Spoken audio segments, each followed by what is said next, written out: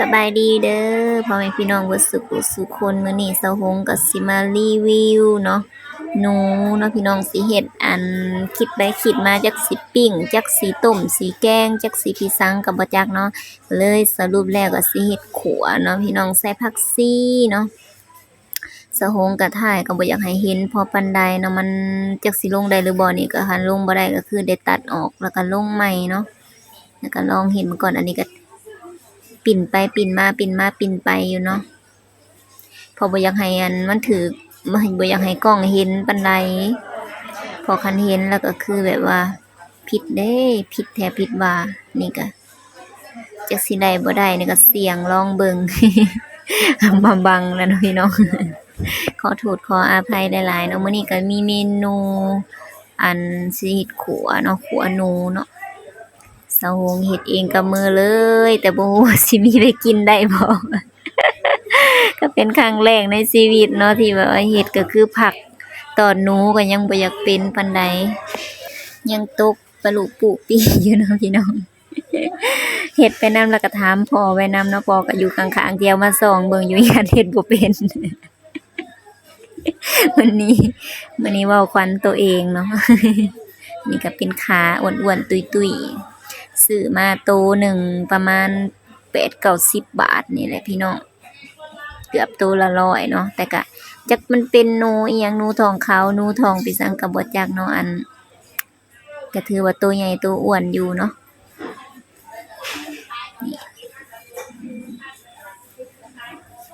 นี่กันเลยอันนี้พอข้างหมอให้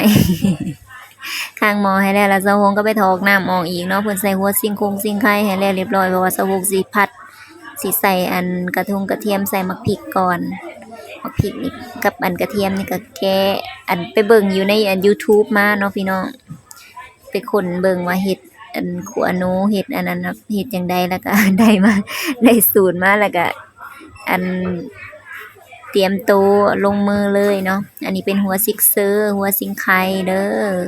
ได้มา3หัวแล้วก็มาซอยๆๆอันนี้คือล้างแล้วเด้อเซาหงล้างแล้วเนาะนี่ก็เป็นซอยตอนน้อยๆเดี๋ยวสิเอาไปลงโขลกนำกันเนาะ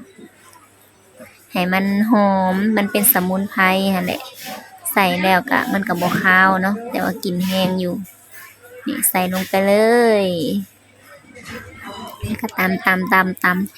แล้วก็ใส่บักพริก5 หน่วยเหลืออยู่ประมาณ 4 หน่วยเพราะมันผงออกโขกเบิด ใส่4 หน่วย5 หน่วยน่ะเหลือ เหลือในโขกอยู่ประมาณ เหลือส่ำใดก็ใส่ส่ำนั้นเนาะพี่น้องอันนี้ก็คือเซาหงมักพริกมันก็บ่ค่อยแดงปานใดแล้วก็เฮาก็ไปตื้มเอาน้ำลังเนาะโขกๆสับๆไปเลยพุ่งออกพุ่งลงจะสิบ่เหลืออะไรในโขกนะอันนี้ก็คือสูตรของเฮาเองเนาะอันนี้ใส่น้ำมันแล้วเดี๋ยวเซาหงสิมาผัดเนาะนี่ผัดกระเทียมผัดมักพริกใส่กันให้มันหอมๆก่อนเนาะจังเอานั่นลง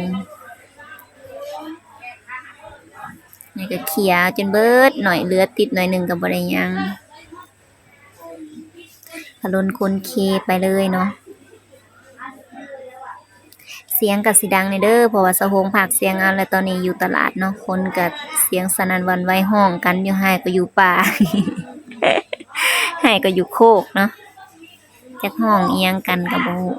เสียงก็สิดังแน่ตอนนี้กำลังจามปูดจามปาดเลยเด้อตอนนี้นะเพราะว่าควันกลิ่นมักพริกเนาะมันถืออันนี้มันสิจำปีดแล้วได้นี่นะแล้วก็เอาเนื้อลงเลยเนาะ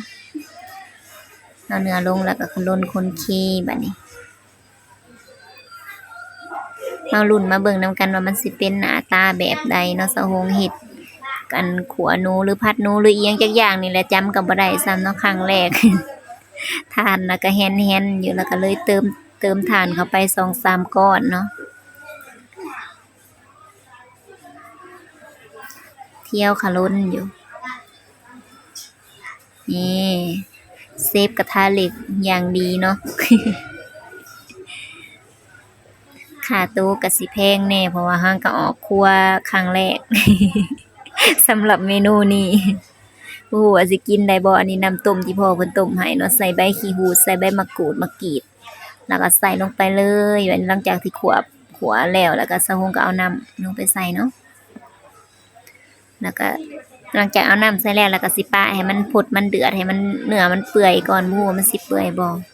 นี่ตอนนี้ก็แล้วเด้อสีสันน่ารับประทานบ่อันนี้คือผักเนาะที่สะฮงเก็บมาแล้วก็หั่นๆซอยๆล้างแล้วเรียบร้อยก็สิเอาลงหม้อผักชีผักหอมน้อยนี่ลงไปเลยผักหลายจนว่าถ้วยบางใหญ่ ใส่จนเบิดเนาะยันบ่อิ่มสะฮงเป็นคนที่ว่าคันอ้อมอิหยังแลคันประเภทแบบอ้อมแบบแกงแล้วมักกินผักเนาะผักแบบที่ว่าอันนั้นน่ะผักตำลงผักตำลิงผักอิหยังก็ตามที่เอาลงไปอ้อมอยู่ในหม้อค่ะสะฮงมักกินเนาะอันนี้ก็ใส่ปลาแดกเริ่มปรุงแล้วเด้อใส่ปลาแดกปกติแล้วต้องใส่ก่อนอันนี้ใส่ผงนัวเด้อปรุงตามใจมักเลยเนาะมักเค็มก็ปรุงเค็มมักหวาน รสชาติแบบใดก็ปรุงตามใจมักเลยแต่สะฮงก็ให้พ่อชิมให้นำเพราะว่าบ่ฮู้รสชาติจักบัดบางเทื่อเฮากินแบบนี้ผู้อื่นเขาเจ้าก็กินอีกแบบหนึ่งเนาะเดี๋ยวก็เค็มเดี๋ยวก็จางเดี๋ยวก็เติมนั่นเติมนี่เนาะ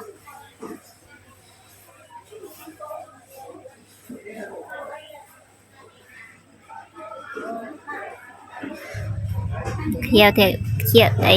ยวแต่ขาล้นอยู่คันแม่นเป็นนั่นแนวมันหมุนมันก็หมุนบ่แล้ว ตอนนี้ก็ใกล้สิได้ปรุงแล้วเนาะใส่ข้าวคั่วน้ำเพิ่มความหอมความอร่อยเนาะเพราะว่าใส่ข้าวคั่วนี่มันก็สิเฮ็ดให้คั่วหอมมันก็สิหอมแบบอันอาหารบ้านเฮาหั้นแหละเนาะคันคนที่เขาเจ้าบ่เคยกินเขาเจ้าก็บ่มักแต่สำหรับสะฮงแล้วสะฮงก็ใส่เคยใส่แล้วก็ใส่เนาะพี่น้องแหน่ไปใส่แล้วบัดนี้ลืมกล้อง กลับมาก่อน หิวไปแล้วก็ไปเลยเนาะโอ้ยจะแม่นนี่ตอนนี้ก็เป็นอันจบพิธีจบเสร็จสิ้นไปเลยเนาะอันนี้ก็กำลังแบ่งใส่อันแต่งใส่ผ้าโต๊ะผ้าขาวนำแล้วก็สิแบ่งให้น้าสาวนำมื้อนี้ป้าเพิ่นก็มากินข้าวอยู่พี่เนาะมาเบิ่งอันเขาเจ้ามา